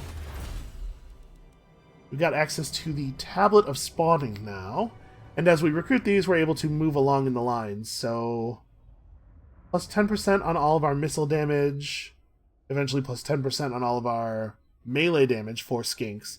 Skinks don't spend a ton of time in melee, but I guess we are recruiting some now that are explicitly for melee purposes. What else do we get access to here? A very, very small recruitment cost bonus. Extra recruitment rank for all of our skink units does seem pretty good. Ooh, and then more recruit rank for all of our Sauruses too. And the earlier we get this, the more valuable it's going to be, right? Let's go ahead and research some of this Tablet of Spawning line. So we can see this whole column of text is locked by the scrying pool. Well, once we have Tiktaq'to upgraded, we can try to get ourselves some big fancy buildings that will unlock some more technology. And for now, we're just gonna end the turn, finish our recruitment, and then maybe we sail right over to the Plain of Tuskers and just fight them there in their city. At that point, we will have about as many units as they do, right? They have 16 in total, and we'll have 15, but one of our units is Tiktaq'to, and the other one is the hero, so on average, our units are way better than theirs. And 2 turns of sitting inside Sudenburg will have been enough to get us back to full health.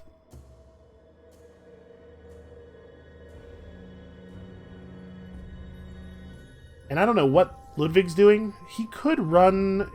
In March mode, he might be able to make it close to the Plain of Tuskers. Maybe. Even if he did, at this point he's been running around in the desert suffering from attrition, so he wouldn't even be as effective as a normal Empire hero. And even if he was at full health, he's still not going to be enough to turn the tide of this battle, I don't think.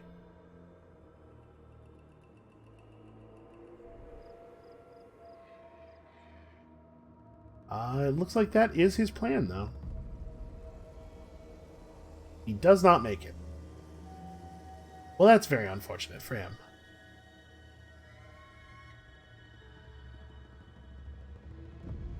So yeah, we'll just sail across. We can land on the beach right next to the town. I think we should be able to attack the town from the water, actually. We'll see. It would be nice to attack it this turn, though, while they don't have time to recruit anymore, and also to prevent us from having to do another cycle of enemy turns in the video, because it is getting to be a little on the long side.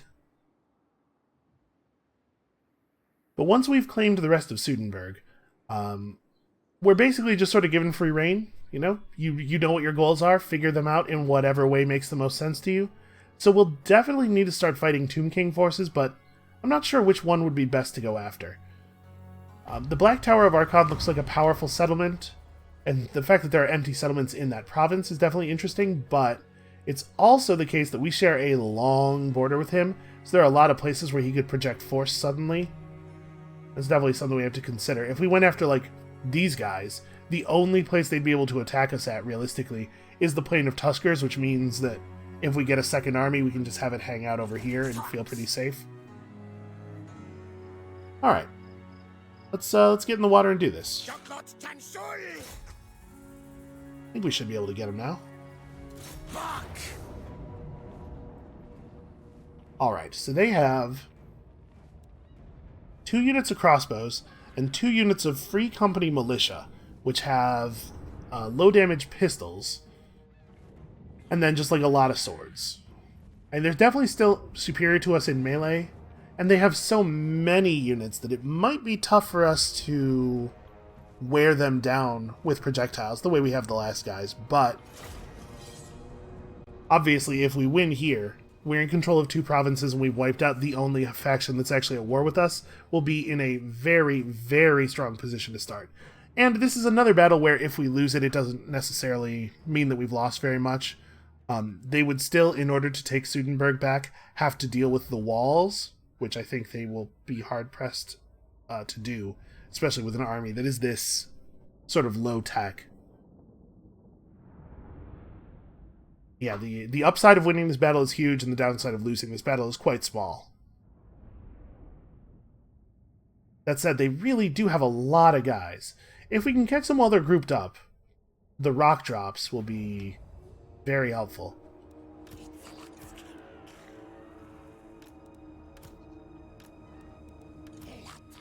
Okay, I think we're just going to set this up pretty much the way we set up the last ones. I don't know if we want to have the skirmishers so far forward this time because they have proper range units. It's probably better for the skirmishers to be sort of in here. So what we'll do is have like you. Oh no, hold on. I'm holding shift, not control. So when you use control to select multiple units and then drag out the line, it will put them down in the order you selected them in. So, Javelin guy, other cohort, Javelin, okay.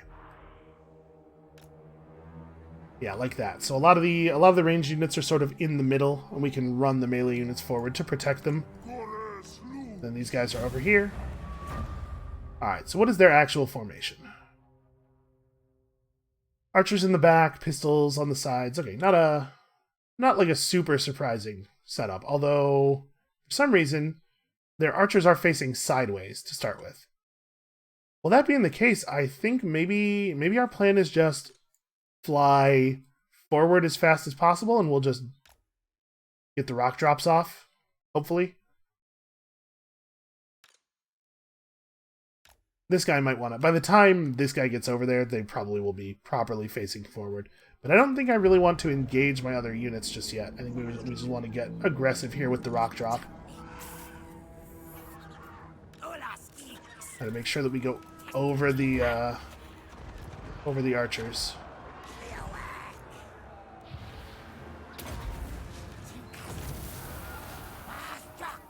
A little tricky to do all the micro here. I'm already failing.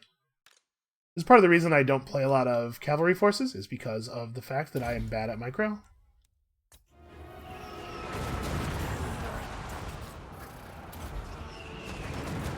Okay, you guys definitely drop that now. You guys start this way.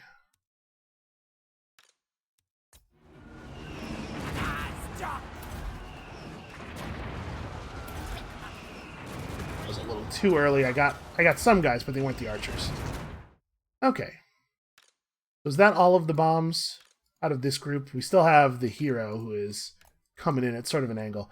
But yeah, we've definitely significantly weakened their crossbows and also just got a bunch of incidental kills. We might want to move up the line here a little bit while they're distracted. Let's move up as a formation, and you guys come up faster. Okay, I think this is a good start. So we need to focus our ranged troops on their ranged troops still. I think I'm a lot less worried about the militia than I am about the crossbows.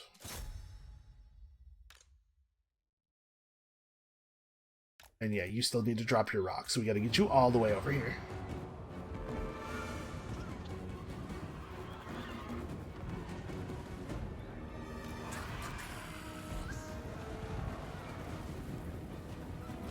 Just run forward a little bit more. That was alright.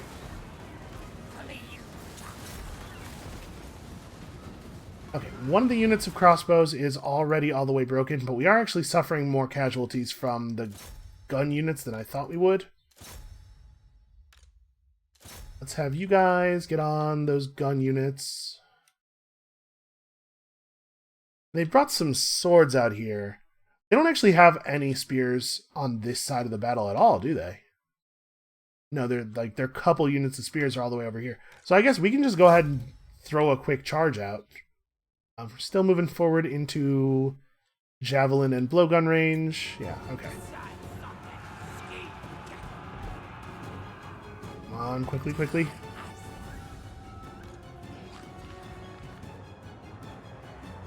Okay, the javelins are out. We got our charge off. I don't actually want to get bogged down in melee combat here. I just wanted to throw that charge in. The initial charge does quite a bit of damage, you know? Well, actually, we'll break these guys off and go after the gun units. Hey, come on. Go the correct direction. There you go. Alright, you guys temporarily broke them. Let's refocus.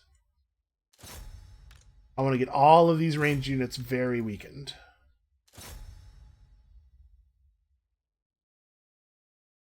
So over here, we are actually getting approached. We gotta move our intended melee units forward a little bit. It's important not to block line of sight, and I didn't want us to be very flankable. I'm like a little worried about moving forward to try to catch these guys in the side.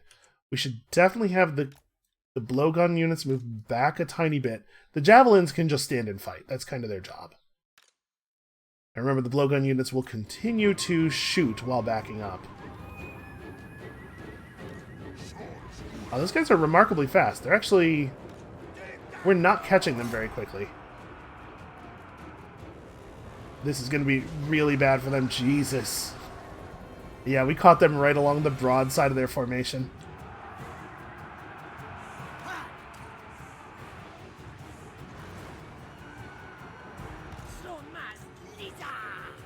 Okay, I'm fine with him engaging with, like, the one unit we have that is actually supposed to be for fighting on this side. Gonna disengage the cold ones before they get flanked. And... Oh, did I have all of them shooting those swordsmen instead of the pistols. Okay. So now that we've seen the enemy actually engage a little bit, we can consider moving units up into, like, flanking positions. Although I guess on this side, we probably have to finish letting them charge in. But yeah, so you guys get engaged here. It's a little... They have so many bodies that we can't really do a lot of flanking. Focus there. Okay. As we continue to deal with the ranged units, at some point we're going to run out of ammo with these guys, as we always do, and then when that happens, these guys will be valuable as flankers. And even with us drawing a bunch of their melee units off using our cold ones, they still really, really outnumber us here. Alright, just charge those guys right in the back. I think those archers are probably out of the battle. You can you can come back around. You can see we did enough damage to that unit that even though it's getting to fire on us, we're not really taking a ton from it. Let's make sure our units... Okay. So these guys don't have a clear shot on anybody, which is why they are no longer spending ammunition. So let's move them through and make sure that they can shoot into the backside of these enemy units. And at this point, what these guys are about, more than damage, and more even than the poison, is about lowering enemy morale. Enemies lose a lot of morale when they are charged in the back. In fact, I'm going to have these guys turn Because we can already handle the flank here with just the gunners, or with just the blowpipes. Where is my other... Okay, you're the hero. Yeah, that's fine. You can keep doing that. Okay.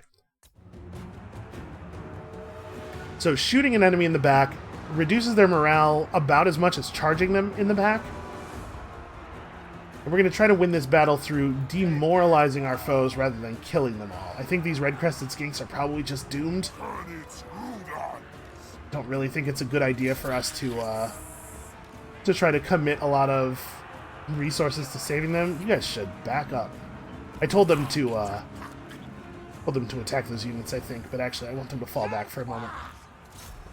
We can have Tiktaq'to fall in and hit some of these guys from behind. You two... Actually... Yeah, we can charge them.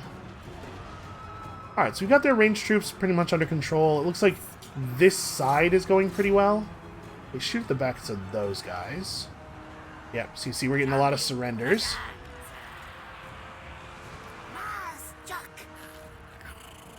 So we just want to keep the enemies engaged from one side. And either shoot at them or, like, cavalry charge them in the other side.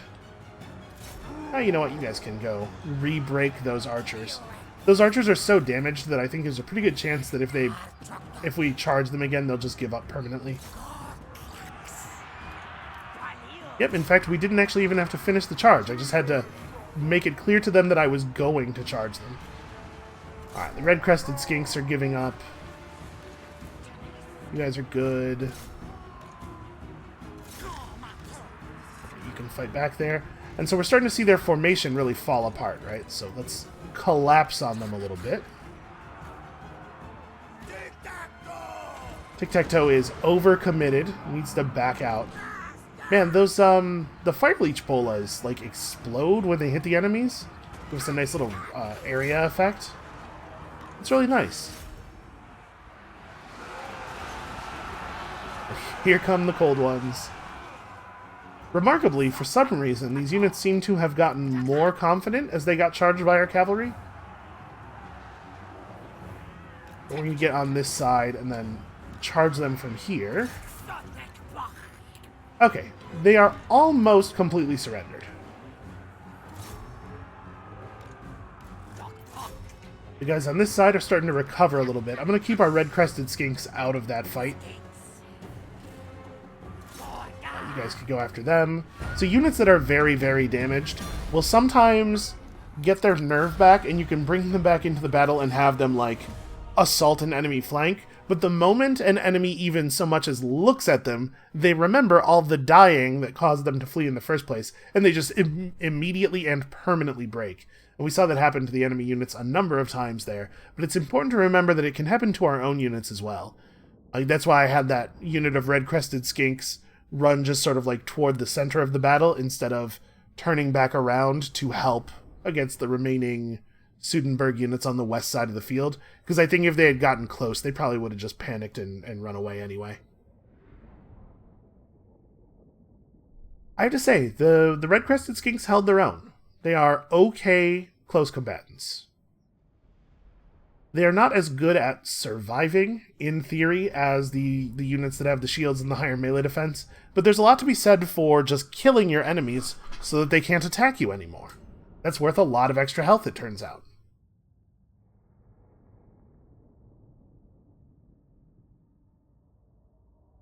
So I know I said it before, but this time I mean it. This should actually be the end of Sudenburg, and we now have a nice broad economic base to work with, including a port. What we do not have still is... Wow, that was a lot of money. What we do not have still is access to good unit technology. Like, we can only build very basic, very weak build units. Found ourselves a Shrieking Blade, which is pretty cool. We don't actually... So, for weapons and armor, you equip them on characters, heroes or lords. We don't actually have a hero or a lord who likes to engage in melee combat, so the value of that Shrieking Blade is going to be somewhat minimal. We've unlocked our bonus movement, right? It'll become available in a couple of turns. When you use one right, it puts all the other rights on minor cooldown. At this point, you probably can already see the value of getting to take a double turn once every 20 turns if you want. Definitely worth the 2,500 gold in some situations. Okay, well, now Tiktaq'to's army is very good at ambushes and extremely good at fighting in enemy territory, so we have a pretty good sense of what they're going to be used for the rest of the campaign. The land of the dervishes, unfortunately, it's going to be a little while before we can actually improve it or grow it any, but the alignment of crafting commandment will help a little bit. And we are still one turn off of getting to improved clockwork, but at least we're on the way, right? So I think this maybe is a good place to end the video. Like I said, it will not take 2 hours to do 8 turns in the future. We just had a lot of stuff to explain and get the initial grasp of here. But that's going to be it for us for today. Thank you all so much for watching. Come back next time, maybe later today, maybe tomorrow, to see us start to get down with these skeletons, I guess. Something tells me that's actually going to be a lot more difficult than this opening campaign was. And we'll see you then.